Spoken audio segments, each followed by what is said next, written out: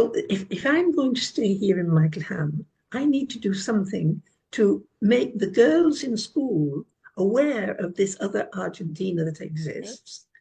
And and that would be my reason for being there in part. And I started to try to do that. But all I was getting was I was making the girls who were 16, 17 feel guilty for being born into the level of society they were being born into. I said, well, this isn't right either, because that's not right. And I think my biggest achievement is getting out this book, the Ideario Pedagógico. Oh, okay. Because shortly after I went back, we have 4 schools. The congregation has 4 schools in South America, 3 in Chile and 1 in Argentina. And so we formed together, we formed the head sister of each school with a catechist, a teacher and a parent, and there was a priest joined us. And we got together as South Americans to put together the Passionist principles of education in general. And once we had done that, we then came back to our own schools and we applied those policies to our own school, because each school was different.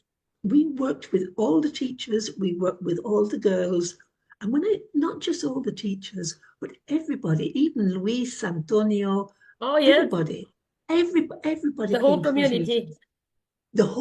We worked as a community. And we got together, we put this ideario together, and then we had to spread it. We had to bring the parents in as well. And so we were a whole community working together.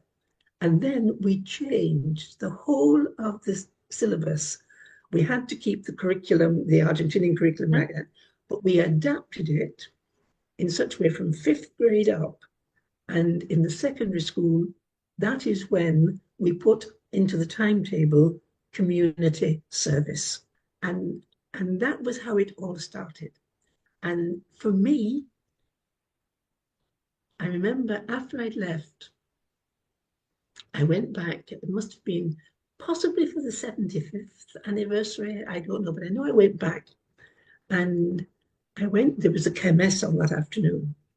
And I went into the hall downstairs, the salon. And everybody, it was a hive of activity. They were getting ready for this kermesse that was going to set up. And I walked in and I said, the big round table that used to be in the center was over by the fireplace. I thought, I don't know one woman on that table. That's very strange. On that table. And I went over, and what I discovered was that it was a group of women from Vivregis. Okay. They were the women from the barrio, where the children with their parents, because parents were involved in this, as you will know, because you lived through it. Parents went out with their children to the barrios or wherever they were going. They had taught these women how to buy in bulk, and they had bought dolls, they had bought material, and for that kermesse, they had dressed those dolls in the school uniform, and that's what they were selling.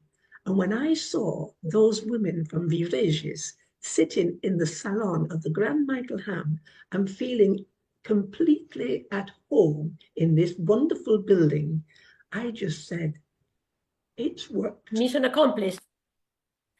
It's worked. Yeah. Very nice. So that would be your...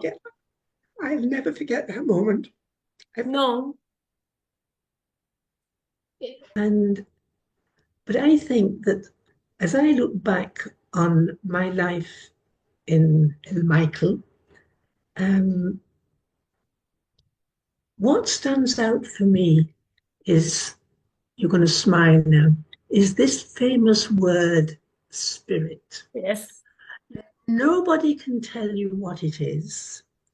Nobody can define it. Nobody can describe it. But we all know what we're talking about when we talk about el spirit del Michael. And all I can say is, please do whatever it takes to keep that spirit alive. I don't know where it comes from. I think it's tied up with the Passionist charism. I think it's tied up with love being at the heart of everything. It's tied up with always being there. It doesn't matter where you are in the world. If you meet somebody, did you go to Michael? Yeah. But keep the spirit alive, because that is what has made and what makes Michael what it is. And it makes you who you are. And being with other people, I remember when I don't know why it comes back to me now, but when I was making my farewell speech in Michaelham at the Mass, and I said, I will take your music with me wherever I go, and you will take mine, because it is true. If I have done a lot to make you who you are, you have done so much more to make me who I am. And I think that whole idea of how we form one another is what Interconnectedness, makes, right? yeah, that is what makes Ed Michael what it is.